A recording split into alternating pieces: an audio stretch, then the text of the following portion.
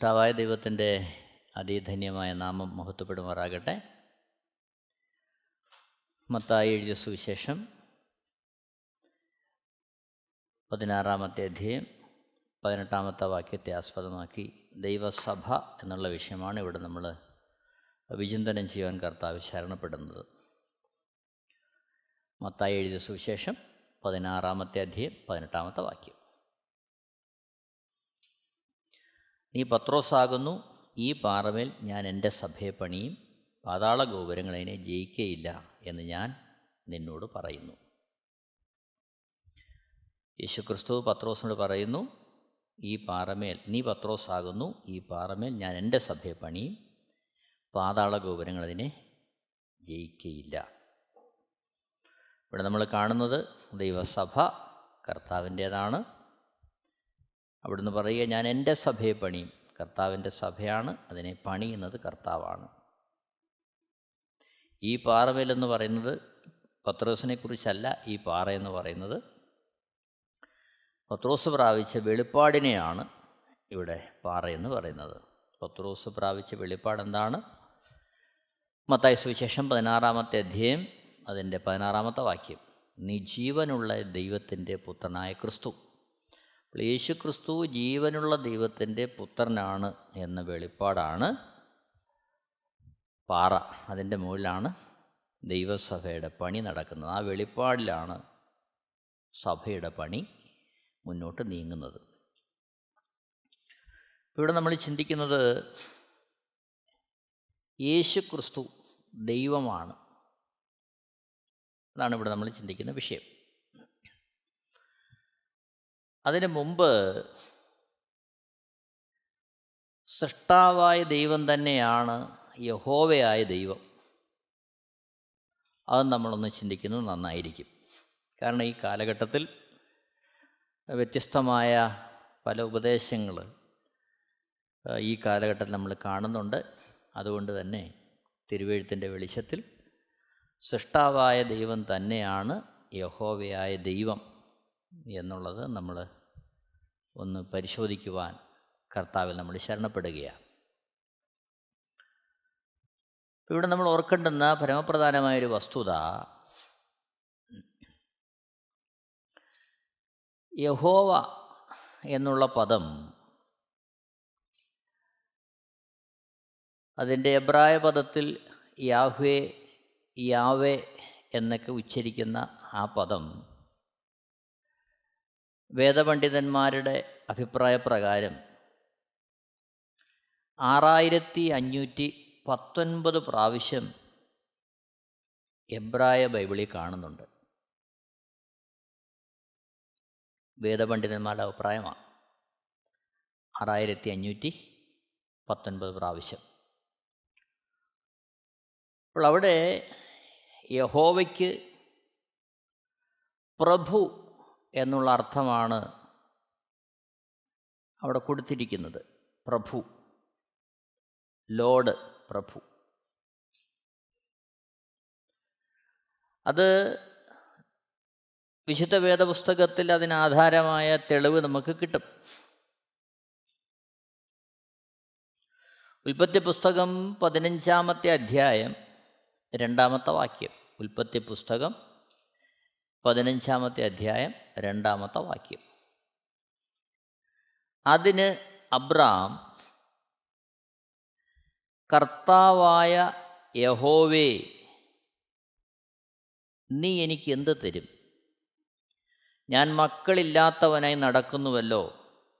എൻ്റെ അവകാശി ദമ്മേശക്കുകാരനായ ഈ എല്യേസർ അത്രേ എന്ന് പറഞ്ഞു. ഇവിടെ അബ്രഹാം ദൈവത്തെ വിളിക്കുകയാണ് കർത്താവായ യഹോവേ, പ്രഭുവായ യഹോവേ എന്ന് വിളിക്കുകയാണ്. അപ്പോൾ യഹോവ എന്ന പേരിന് കർത്താവ് എന്നും അർത്ഥമുണ്ട്. കർത്താവായ യഹോവ.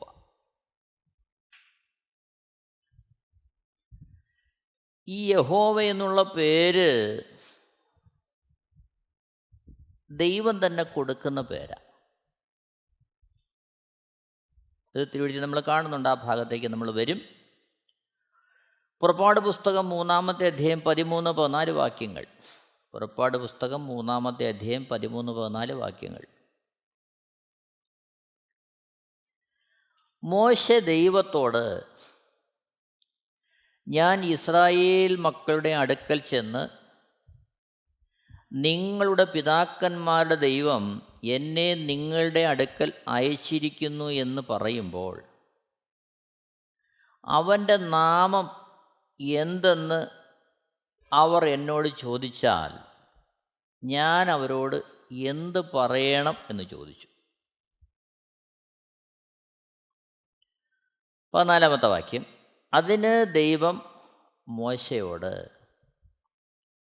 ഞാനാകുന്നവൻ ഞാനാകുന്നു, ഞാനാകുന്നു എന്നുള്ളവൻ എന്നെ നിങ്ങളുടെ അടുക്കൽ അയച്ചിരിക്കുന്നു എന്നിങ്ങനെ നീ ഇസ്രായേൽ മക്കളോട് പറയണം എന്ന് കൽപ്പിച്ചു. ഇവിടെ മിസ്രയീമിൽ അടിമത്വത്തിലായിരിക്കുന്ന ഇസ്രായേൽ ജനത്തെ വിടുവിക്കുവാൻ ദൈവം മോശയെ തിരഞ്ഞെടുത്ത് അയക്കുമ്പോൾ മോശെ ദൈവത്തോട് ചോദിക്കുകയാണ്, അവിടെ ചെന്ന് ആരാണ് മോശയെ അയച്ചിരിക്കുന്നത് എന്ന് ചോദിക്കുമ്പോൾ അവരോട് എന്തു പറയണം? അതിന് ദൈവം മോശയ്ക്ക് കൊടുക്കുന്ന ഉത്തരമാണ് പുറപ്പാട് പുസ്തകം 3-14. അതിന് ദൈവം മോശയോട്, ഞാനാകുന്നവൻ ഞാനാകുന്നു, ഞാനാകുന്നു എന്നുള്ളവൻ എന്നെ നിങ്ങളുടെ അടുക്കൽ അയച്ചിരിക്കുന്നു എന്നിങ്ങനെ നീ ഇസ്രായേൽ മക്കളോട് പറയണമെന്ന് കൽപ്പിച്ചു. അപ്പോൾ ദൈവം ആരാണ് അയച്ചതെന്ന് ചോദിച്ചപ്പോൾ ദൈവം പറയുന്ന കാര്യം, ഞാനാകുന്നവൻ ഞാനാകുന്നു. അങ്ങനെ ദൈവം തന്നെ പരിചയപ്പെടുത്തുകയാണ്. ആ രീതിയിൽ ദൈവം മോശയെ അയക്കുകയാണ്. അപ്പോൾ തന്നെ പുറപ്പാട് പുസ്തകം 6-ാമത്തെ അധ്യായം 2-3 വാക്യങ്ങളൊന്ന് നോക്കാം. പുറപ്പാട് പുസ്തകം 6-ാമത്തെ അധ്യായം 2-3 വാക്യങ്ങൾ. ദൈവം പിന്നെയും മോശയോട് അരുളി ചെയ്തതെന്തെന്നാൽ, ഞാൻ യഹോവയാകുന്നു, ഞാൻ അബ്രാഹാമിനും ഇസഹാക്കിനും യാക്കോബിനും സർവശക്തിയുള്ള ദൈവമായിട്ട് പ്രത്യക്ഷനായി. എന്നാൽ യഹോവ എന്ന നാമത്തിൽ ഞാൻ അവർക്ക് വെളിപ്പെട്ടില്ല. ഇവിടെ മോശയോട് ദൈവം പറയുകയാ, യഹോവ എന്ന നാമത്തിൽ എന്ത് ചെയ്തില്ല? അബ്രഹാമിനും ഇസഹാക്കിനും യാക്കോബിനും ദൈവം വെളിപ്പെട്ടില്ല. അവർക്ക് അവിടുന്ന് ദൈവമായി വെളിപ്പെട്ടു. അപ്പോൾ ഇവിടെ നമുക്ക് കാണാൻ കഴിയുന്നത് ദൈവം തന്നെയാണ് യഹോവ. ഈ വാക്യത്തെ നമുക്ക് വ്യക്തമായിട്ട് മനസ്സിലാക്കാൻ കഴിയും. ഇപ്പോൾ ഈ 3-ാമത്തെ അധ്യായം അതിൻ്റെ 14-13 വാക്യങ്ങൾ ഇതിലൂടെ ചേർത്ത് വായിക്കുമ്പോൾ, പുറപ്പാട് പുസ്തകം 3-ാമത്തെ അധ്യായം 13-14 വാക്യങ്ങളുടെ ചേർത്ത് വായിക്കുമ്പോൾ, ഞാനാകുന്നവൻ ഞാനാകുന്നു എന്നുള്ളത് ആകാം യഹോവ എന്ന ദൈവം പരിചയപ്പെടുത്തുന്ന ആ പേരിൻ്റെ അർത്ഥം.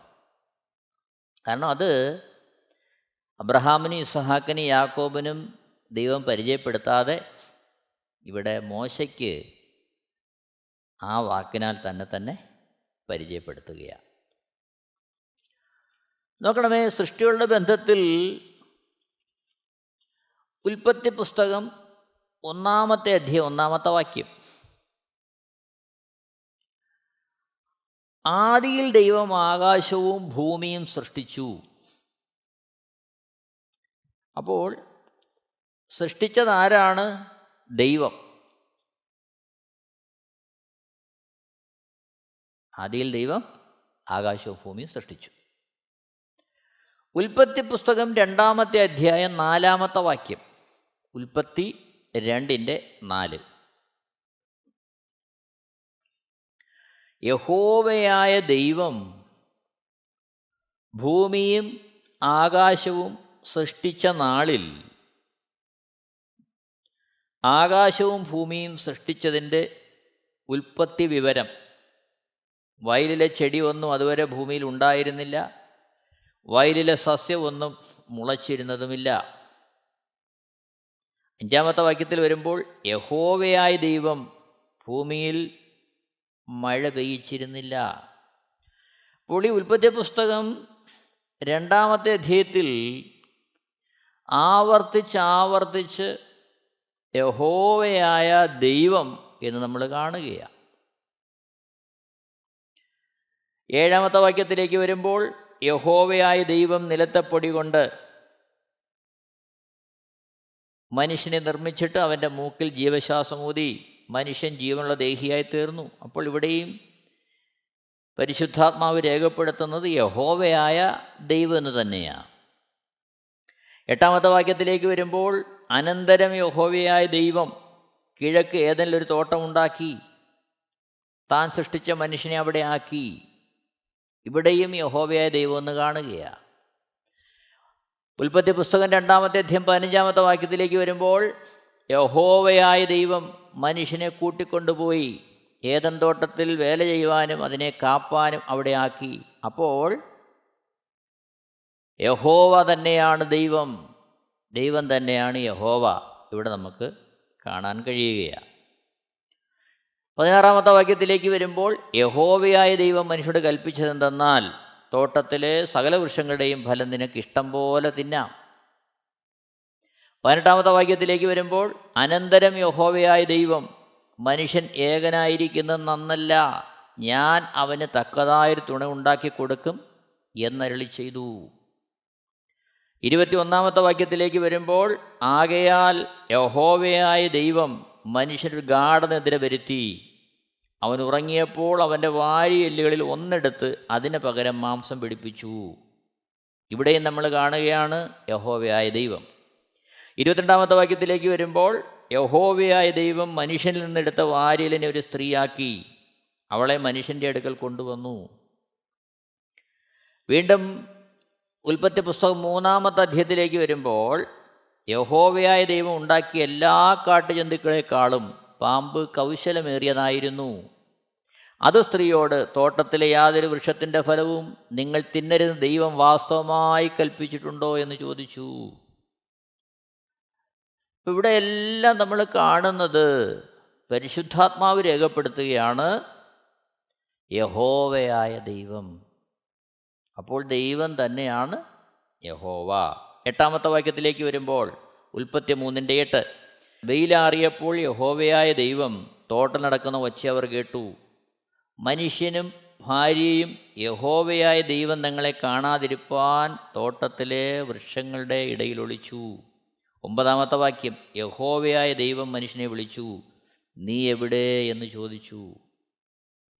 അപ്പോൾ ഇവിടെ എല്ലാം നമ്മൾ കാണുന്നത് സൃഷ്ടാവായ ദൈവമാണ് യഹോവയായ ദൈവം.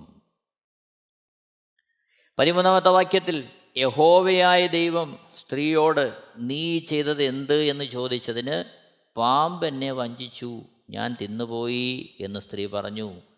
14-ാമത്തെ വാക്യം യഹോവയായ ദൈവം പാമ്പിനോട് കൽപ്പിച്ചത്, നീ ഇത് ചെയ്തുകൊണ്ട് എല്ലാ കന്നുകാലികളിലും എല്ലാ കാട്ടുമൃഗങ്ങളിലും വെച്ച് നീ ശപിക്കപ്പെട്ടിരിക്കുന്നു.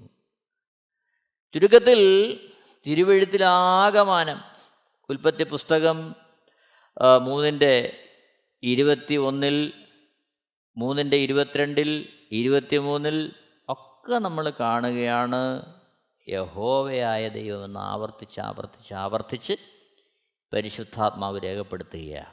അപ്പോൾ ഇവിടെ നമുക്ക് മനസ്സിലാക്കാൻ കഴിയും യഹോവ വേറെ ഒരു ദൈവവും ദൈവം വേറൊരു ദൈവവുമല്ല, യഹോവ തന്നെയാണ് ദൈവം. ഞാനാകുന്നവൻ ഞാനാകുന്നു എന്ന് മോശയോട് പറഞ്ഞ സാക്ഷാൽ ദൈവമാണ് യഹോവയായ ദൈവം. ആ ദൈവം തന്നെയാണ് ആകാശത്തെയും ഭൂമിയെയും സൃഷ്ടിച്ചത്. 1:1 നമ്മളത് കാണുന്നു. ആദിയിൽ ദൈവം ആകാശവും ഭൂമിയും സൃഷ്ടിച്ചു. 2:4 പരിശുദ്ധാത്മാവ് ആവർത്തിക്കുന്നു, യഹോവയായ ദൈവം ഭൂമിയും ആകാശവും സൃഷ്ടിച്ച നാളിൽ. അപ്പോൾ സൃഷ്ടാവാണ് യഹോവയായ ദൈവം. ഉൽപ്പത്തി പുസ്തകം 6-ാമത്തെ അധ്യായത്തിൻ്റെ 22-ാമത്തെ വാക്യത്തിലേക്ക് വരുമ്പോൾ,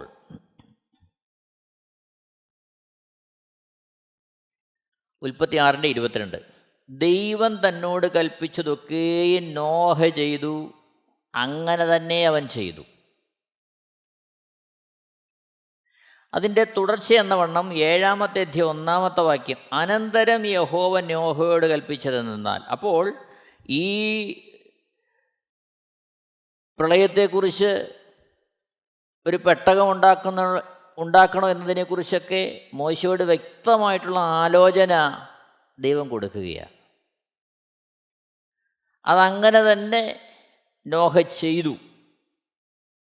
7-ാമത്തെ അധ്യായത്തിൻ്റെ 1-ാമത്തെ വാക്യത്തിൽ അനന്തരം യഹോവ നോഹയോട് കൽപ്പിച്ചതെന്നാൽ. അപ്പോൾ 6-ാമത്തെ അധ്യായത്തിൽ പെട്ടകം ഉണ്ടാക്കണമെന്ന് നോഹയോട് പറയുന്ന ദൈവം തന്നെയാണ് 7-ാമത്തെ വാക്യത്തിൽ അനന്തരം യഹോവ, അനന്തരം ദൈവം എന്നുള്ള തരത്തിൽ അവിടെ രേഖപ്പെടുത്തിയിരിക്കുന്നത്. 7-ാമത്തെ അധ്യായത്തിൻ്റെ 16-ാമത്തെ വാക്യത്തിലേക്ക് വരുമ്പോൾ, ഉൽപ്പത്തി 7:16, ഇവിടെ വ്യത്യസ്തമായ നിലവാരത്തിൽ ഉപയോഗിച്ചിരിക്കുക. ദൈവം അവനോട് കൽപ്പിച്ചതുപോലെ അകത്ത് കടന്നവ സർവ്വജഡത്തിൽ നിന്നും ആണും പെണ്ണുമായി കടന്നു.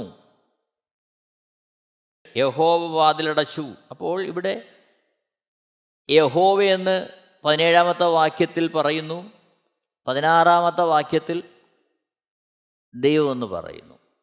അപ്പോൾ ഇത് രണ്ടും ഒരാളാണ്. ദൈവം അവനോട് കൽപ്പിച്ചതുപോലെ യഹോവ വാതിലടച്ചു, ഭൂമിയിൽ 40 ദിവസം പ്രളയമുണ്ടായി. അപ്പോൾ 16-ാമത്തെ വാക്യം നമ്മൾ കാണുന്നത്, ദൈവം അവനോട് കൽപ്പിച്ചതുപോലെ അകത്ത് കടന്നവ സർവ്വജഡത്തിൽ നിന്നും ആണും പെണ്ണുമായി കടന്നു, യഹോവ വാതിലടച്ചു. 16-ാം വാക്യത്തിൽ കാണുന്നുണ്ടോ? ദൈവം അവനോട് കൽപ്പിച്ചതുപോലെ, ആ വാക്യത്തിൽ തന്നെ അവസാനം വരുമ്പോൾ യഹോവ വാതിലടച്ചു. ഒരാളായിട്ട് തന്നെ അവിടെ രേഖപ്പെടുത്തുകയാണ്. 8-ാമത്തെ അധ്യായം അതിൻ്റെ 15-ാമത്തെ വാക്യത്തിൽ, 8-ാമത്തെ അധ്യായം 15, ദൈവം നോഹയോട് അരുളി ചെയ്തത്. 21-ാമത്തെ വാക്യത്തിലേക്ക് വരുമ്പോൾ, യഹോവ സൗരഭ്യവാസന മണത്തപ്പോൾ യഹോവ തൻ്റെ ഹൃദയത്തിൽ അരുളി ചെയ്തത്. അപ്പോൾ ഇവിടെ 15-ാമത്തെ വാക്യത്തിൽ യഹോവ പെട്ടകത്തിലുള്ള നോഹയോടും അദ്ദേഹത്തിൻ്റെ മക്കളുടെ കുടുംബത്തോടും അരുളി ചെയ്ത കാര്യം ആവർത്തിക്കുന്നു ഇവിടെ 16 മുതൽ 20 വരെയുള്ള വാക്യങ്ങളിൽ. ശേഷം അവർ യാഗം കഴിക്കുമ്പോൾ 21-ാമത്തെ വാക്യത്തിൽ യഹോവ സൗരഭ്യവാസന മണത്തപ്പോൾ യഹോവ തൻ്റെ ഹൃദയത്തിൽ അരുളി ചെയ്തത്. കണ്ടോ? അപ്പോൾ ഇവിടെ എല്ലാം ദൈവം തന്നെയാണ് നോഹ എന്നുള്ളത് വെളിപ്പെടുകയാണ്. 9-ാമത്തെ അധ്യായത്തിൻ്റെ 1-ാമത്തെ വാക്യത്തിലേക്ക് വരുമ്പോൾ, ദൈവം നോഹയെ അവൻ്റെ പുത്രന്മാരെ അനുഗ്രഹിച്ചു. ഇത് 8-ാം അധ്യായത്തിൻ്റെ തുടർച്ചയായിട്ട് കാര്യങ്ങൾ വരികയാണ്. അപ്പോൾ ഓർക്കേണ്ട വിഷയം, യഹോവയായ ദൈവം തന്നെയാണ്, യഹോവ തന്നെയാണ് ദൈവം. യഹോവ ദൈവമെന്നറിയപ്പെടുന്നു. ദൈവത്തിൻ്റെ വേറൊരു നാമമാണ് യഹോവ. പുറപ്പാട് പുസ്തകം 3-ാമത്തെ അധ്യായത്തിലേക്ക് വരാം. പുറപ്പാട് പുസ്തകം 3-ാമത്തെ അധ്യായം 1-2 വാക്യങ്ങൾ നോക്കാം. മോശെ മിദ്യാനിലെ പുരോഹിതനും തൻ്റെ അമ്മായപ്പനുമായി യിത്രോവിൻ്റെ ആടുകളെ മേയിച്ചുകൊണ്ടിരുന്നു. അവൻ ആടുകളെ മരുഭൂമിക്കപ്പുറത്ത് ദൈവത്തിൻ്റെ പർവ്വതമായ ഹോരേബ് വരെ കൊണ്ടുചെന്നു. 2-ാമത്തെ വാക്യം മുതൽ, അവിടെ യഹോവയുടെ ദൂതൻ ഒരു മുൾപ്പടർപ്പിൻ്റെ നടുവിൽ നിന്ന് അഗ്നിജ്വാലയിൽ അവന് പ്രത്യക്ഷനായി. അവൻ നോക്കിയാറെ മുൾപ്പടർപ്പ് തീപിടിച്ച് കത്തുന്നതും മുൾപ്പടർപ്പ് വെന്തുപോകാതിരിക്കുന്നതും കണ്ടു. മുൾപ്പടർപ്പ് വെന്തുപോകാതിരിക്കുന്ന ഈ വലിയ കാഴ്ച എന്തെന്ന് ഞാൻ ചെന്ന് നോക്കട്ടെ എന്ന് മോശെ പറഞ്ഞു. നോക്കേണ്ടതിന് അവൻ വരുന്നത് യഹോവ കണ്ടപ്പോൾ ദൈവം മുൾപ്പടർപ്പിൻ്റെ നടുവിൽ നിന്ന് അവനെ മോശേ മോശേ എന്ന് വിളിച്ചു. അതിന് അവൻ, ഇതാ ഞാൻ എന്ന് പറഞ്ഞു. നോക്കണം, ഇവിടെ നമ്മൾ പരാമർശിക്കുന്ന വിഷയം 4-ാമത്തെ വാക്യത്തിലേക്ക് വരുമ്പോൾ നമ്മൾ കാണുന്നു, മോശ ആ മുൾപ്പടർപ്പ് നോക്കാൻ വരുന്നത് യഹോവ കണ്ടപ്പോൾ ദൈവം മുൾപ്പടർപ്പിൻ്റെ നടുവിൽ നിന്ന് അവനെ വിളിച്ചു. അപ്പോൾ യഹോവ തന്നെയാണ് ഇവിടെ ദൈവം. 11-ാമത്തെ വാക്യത്തിലേക്ക് വരുമ്പോൾ, പുറപ്പാട് പുസ്തകം 3-ാമത്തെ അധ്യായം 11-ാമത്തെ വാക്യം, മോശ ദൈവത്തോട് ഫറവോൻ്റെ അടുക്കൽ പോകുവാനും ഇസ്രായേൽ മക്കളെ ഇസ്രായേലിൽ നിന്ന് പുറപ്പെടുവിപ്പാനും ഞാൻ എന്തുമാത്രമുള്ളൂ എന്ന് പറഞ്ഞതിന് അതിനവൻ, ഞാൻ നിന്നോടുകൂടെ ഇരിക്കും. നീ ജനത്തെ മിസ്രയീമിൽ നിന്ന് കൂട്ടിക്കൊണ്ടുവരുമ്പോൾ നിങ്ങൾ ഈ പർവ്വതത്തിങ്കൽ ദൈവത്തെ ആരാധിക്കുമെന്നുള്ളത് ഞാൻ നിന്നെ അയച്ചതിന് അടയാളമാകും. ഇവിടെയെല്ലാം നമ്മൾ കാണുന്നത് യഹോവയായ ദൈവം തന്നെയാണ്, സൃഷ്ടാവായ ദൈവം. യഹോവയും ദൈവവും ഒരാളാണ്. ദൈവം തന്നെ സ്വയം പരിചയപ്പെടുത്തുന്നു, യഹോവയായ ദൈവം. പുറപ്പാട് പുസ്തകം 3-ാമത്തെ അധ്യായത്തിൻ്റെ 6-ാമത്തെ വാക്യം. പുറപ്പാട് പുസ്തകം 3-ാമത്തെ അധ്യായം അതിൻ്റെ 6-ാമത്തെ വാക്യം. ഞാൻ അബ്രഹാമിൻ്റെ ദൈവവും ഇസഹാക്കിൻ്റെ ദൈവവും യാക്കോബിൻ്റെ ദൈവവുമായി നിന്റെ പിതാവിൻ്റെ ദൈവമാകുന്നു എന്നും അവൻ അരുളി ചെയ്തു. മോശെ ദൈവത്തെ നോക്കുവാൻ ഭയപ്പെട്ട് മുഖം മൂടി. 7-ാമത്തെ വാക്യത്തിലേക്ക് വരുമ്പോൾ, യഹോവ അരുളി ചെയ്തത്, മിസ്രയീമിലുള്ള എൻ്റെ ജനത്തിൻ്റെ കഷ്ടത ഞാൻ കണ്ടു. ഊഴിയ വിചാരകന്മാർ നിമിത്തമുള്ള അവരുടെ നിലവിളിയും കേട്ടു. ഞാൻ അവരുടെ സങ്കടങ്ങൾ അറിയുന്നു. ഇവിടെ ശ്രദ്ധിക്കണേ, 6-ാമത്തെ വാക്യത്തിൽ ദൈവം പരിചയപ്പെടുത്തുന്നു, ഞാൻ അബ്രഹാമിൻ്റെ ദൈവവും ഇസഹാക്കിൻ്റെ ദൈവവും യാക്കോബിൻ്റെ ദൈവവുമായി നിന്റെ പിതാവിൻ്റെ ദൈവമാകുന്നു എന്ന് പറഞ്ഞതിന് ശേഷം 7-ാമത്തെ വാക്യത്തിലേക്ക് വരുമ്പോൾ യഹോവ അരുളി ചെയ്തത്. പുറപ്പാട് പുസ്തകം 13 മുതൽ 15 വരെയുള്ള വാക്യങ്ങളിൽ ആ ഭാഗം വീണ്ടും നമ്മൾ കാണുകയാണ്, വിശദമാക്കുന്നു. മോശ ദൈവത്തോട്, ഞാൻ ഇസ്രായേൽ മക്കളുടെ അടുക്കൽ ചെന്ന് നിങ്ങളുടെ പിതാക്കന്മാരുടെ ദൈവം എന്നെ നിങ്ങളുടെ അടുക്കൽ അയച്ചിരിക്കുന്നു എന്ന് പറയുമ്പോൾ അവൻ്റെ നാമം എന്തെന്നവർ എന്നോട് ചോദിച്ചാൽ ഞാൻ അവരോട് എന്ത് പറയണം എന്ന് ചോദിച്ചു. അതിന് ദൈവം മോശയോട്, ഞാനാകുന്നവൻ ഞാനാകുന്നു എന്നുള്ളവൻ എന്നെ നിങ്ങളുടെ അടുക്കൽ അയച്ചിരിക്കുന്നു എന്നിങ്ങനെ നീ ഇസ്രായേൽ മക്കളോട് പറയണം എന്ന് കൽപ്പിച്ചു. 15-ാമത്തെ വാക്യത്തിൽ ദൈവം പിന്നെയും മോശയോട് അരുളി ചെയ്തത് എന്തെന്നാൽ, നീ ഇസ്രായേൽ മക്കളോട് ഇപ്രകാരം പറയണം, അബ്രഹാമിൻ്റെ ദൈവവും ഇസഹാക്കിൻ്റെ ദൈവവും യാക്കോബിൻ്റെ ദൈവവുമായി നിങ്ങളുടെ പിതാക്കന്മാരുടെ ദൈവമായ യഹോവ എന്നെ നിങ്ങളുടെ അടുക്കൽ അയച്ചിരിക്കുന്നു. ഇത് എന്നേക്കും എൻ്റെ നാമവും തലമുറ തലമുറയായി എൻ്റെ ജ്ഞാപകവും ആകുന്നു. അപ്പോൾ ശ്രദ്ധിക്കണം, ഇവിടെ വ്യക്തമായിട്ട് പറയുന്നു, ഞാനാകുന്നവൻ ഞാനാകുന്നു. അപ്പോൾ ആ രീതിയിൽ യഹോവയായ ദൈവം തന്നെയാണ് സൃഷ്ടാവായ ദൈവം എന്നുള്ളത് ഇവിടെ പരിശുദ്ധാത്മാവ് വളരെ വ്യക്തമായി രേഖപ്പെടുത്തുകയാണ്. നോക്കണം, സങ്കീർത്തനങ്ങൾ 89 1-ാമത്തെ വാക്യം. യഹോവയുടെ കൃപകളെക്കുറിച്ച് ഞാൻ എന്നേക്കും പാടും, തലമുറ തലമുറയോളം എൻ്റെ വായ് കൊണ്ട് നിൻ്റെ വിശ്വസതയെ അറിയിക്കും. അതിലെ 5-6 വാക്യങ്ങൾ. യഹോവേ, സ്വർഗ്ഗം നിൻ്റെ അത്ഭുതങ്ങളെയും വിശുദ്ധന്മാരുടെ സഭയിൽ നിൻ്റെ വിശ്വസതയെയും സ്തുതിക്കും. സ്വർഗത്തിൽ യഹോവയോട് സദൃശനായവൻ ആർ? ദേവപുത്രന്മാരിൽ യഹോവയ്ക്ക് തുല്യനായവൻ ആർ? താഴേക്ക് വായിക്കുമ്പോൾ 7 മുതലുള്ള വാക്യം. ദൈവം വിശുദ്ധന്മാരുടെ സംഘത്തിൽ ഏറ്റവും ഭയങ്കരനും അവൻ്റെ ചുറ്റുമുള്ള എല്ലാവർക്കും മീതെ ഭയപ്പെടുവാൻ യോഗ്യനുമാകുന്നു. സൈന്യങ്ങളുടെ ദൈവമായ യഹോവേ, നിന്നെപ്പോലെ ബലവാൻ ആരുള്ളൂ? യഹോവേ, നിൻ്റെ വിശ്വസ്ത നിന്നെ ചുറ്റിയിരിക്കുന്നു.